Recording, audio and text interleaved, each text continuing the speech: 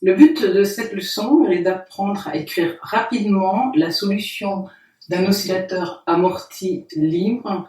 Je ne fais pas de démonstration dans cette leçon. Alors, je rappelle l'équation canonique d'un oscillateur amorti libre. On a deux formes possibles, l'une avec le coefficient lambda et oméga 0, la pulsation propre, et l'autre avec le coefficient Q, facteur de qualité. C'est rattaché à un oscillateur que j'ai schématisé ainsi, un ressort, une masse accrochée, une raideur de ressort petit k, la masse petit m, la pulsation propre en racine de k sur m. Le frottement ici fluide est relié au coefficient lambda, donc à la dérivée première ici de l'équation différentielle, ou bien au facteur de qualité Q. J'ai simplement rappelé que si le frottement augmente, alors le coefficient lambda augmente ici, et donc forcément le facteur de qualité diminue. Quand on parle d'oscillateur amorti libre, il n'y a pas de force, il n'y a pas de forçage, donc cette équation égale 0. Alors, simplement une petite remarque avant de passer à la solution. On pourra constater que lambda a la dimension de oméga 0 et que le facteur de qualité a la dimension d'un nombre, est adimensionné. Quand on fait des calculs avec discriminant, on arrive à un régime qui peut être oscillatoire. C'est ce régime-là qui m'intéresse. Quand on trace la courbe, on s'aperçoit que ce sont des oscillations amorties. Elles sont amorties par une courbe exponentielle qui relie les amplitudes, les maxima d'amplitude.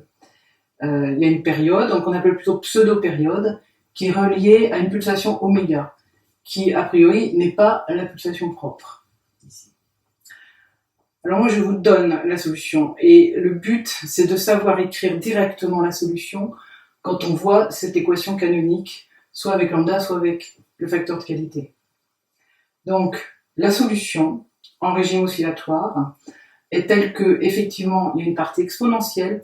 On remarque que le coefficient de l'exponentielle, c'est la moitié du coefficient ici de la dérivée première. Ensuite, il y a une partie oscillatoire avec une pulsation oméga, et oméga n'est pas égal à oméga 0, puisqu'on a cette relation. Oméga, c'est racine carrée, et qu'est-ce qu'on trouve dans la racine carrée? On retrouve effectivement la pulsation propre, moins justement le coefficient qui est ici dans l'exponentielle. Donc c'est relativement simple à retenir, puisque le but c'est ça, c'est de retenir. Quand j'écris l'équation avec le facteur de qualité, ben forcément je retrouve ici la moitié de ce coefficient, donc oméga 0 sur 2q en exponentielle, et la pulsation, je l'écris en remplaçant ici oméga 0 sur 2q, comme ici j'avais mis lambda. Simplement, on peut remarquer qu'en sortant oméga 0 de la racine, on peut également l'écrire comme ceci. Au passage, comme la racine est définie à partir d'un coefficient ici positif, eh bien on verra que, vous pouvez faire le calcul, que c'est forcément positif si Q, le facteur de qualité, est supérieur à 1,5. Donc voilà, ce qu'il faut, c'est arriver, à partir d'une équation canonique, à exprimer directement la solution sans passer par le discriminant, ce qui est un peu long et fastidieux.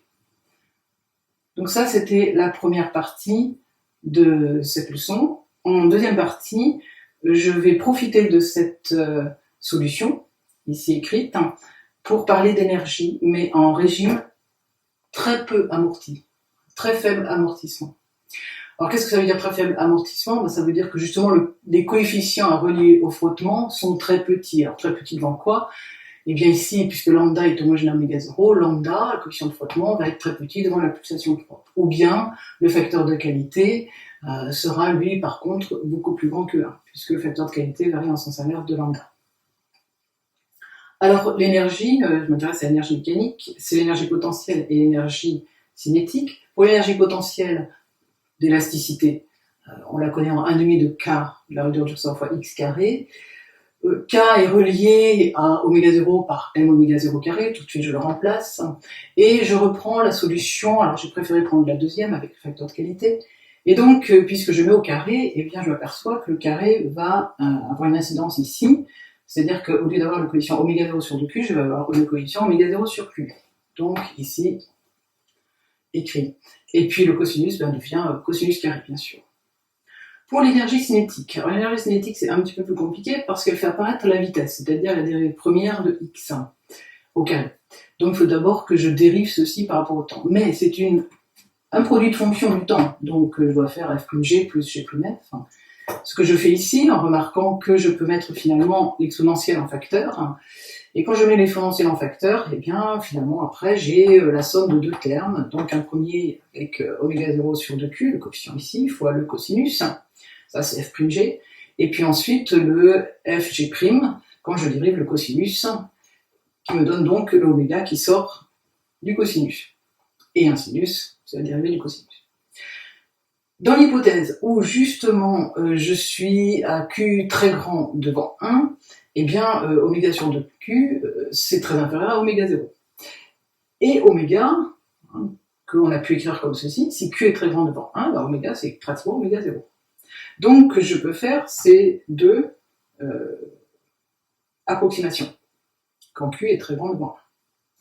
Du coup, l'énergie cinétique va pouvoir s'écrire, puisque je mets ça au carré, en comparant ces deux termes, je m'aperçois que celui-ci, finalement, je peux le négliger par rapport à celui-ci. Et quand je fais le x carré, alors ce terme-là au carré m'enlève le coefficient 2 ici d'exponentielle, et je n'ai plus que ce terme-ci qui est à mettre au carré. Donc oméga carré, mais oméga c'est à peu près oméga 0, donc je mets directement oméga 0 carré, et là sinus carré. Quand je fais la somme EC plus EP, c'est-à-dire la somme de cette expression et de celle-ci, qu'est-ce que je vois qui est en commun? Ben, il y a toute cette partie-là qui est en commun, celle-ci, ici, même avec le C carré, à vrai dire, et puis celle-ci ici, voilà, pardon, celle-ci ici, avec tout ceci. Voilà. Ça, c'est en commun. Donc, je le mets ici, 1 demi de m oméga 0, carré, C2, ceci. Et après, en facteur, qu'est-ce que j'ai en facteur? Et bien, j'ai cosinus carré oméga t plus phi pour l'énergie potentielle, plus sinus carré oméga t plus phi pour l'énergie cinétique, mais cosinus carré plus sinus carré, ça fait 1. Donc, finalement, il ne me reste plus rien. Et donc, l'énergie mécanique, elle varie en exponentielle moins oméga 0 sur Q fois T. C'est-à-dire qu'on remarque que si X varie en exponentielle moins oméga 0 sur 2Q fois T, l'énergie, elle varie avec un coefficient double. Donc, ce qu'il faut retenir de cette leçon, c'est arriver à écrire rapidement X à partir des quotients canoniques. Donc, je ne vais pas rater l'exponentielle, c'est le coefficient de la dérivée première, mais divisé par 2 ici, donc c'est la moitié du coefficient de la dérivée première, et pour l'énergie, au contraire, c'est ce coefficient de la dérivée première qu'on retrouve ici, bien sûr avec un signe moins puisque c'est décroissant. Voilà ce que je vous demande de savoir écrire directement.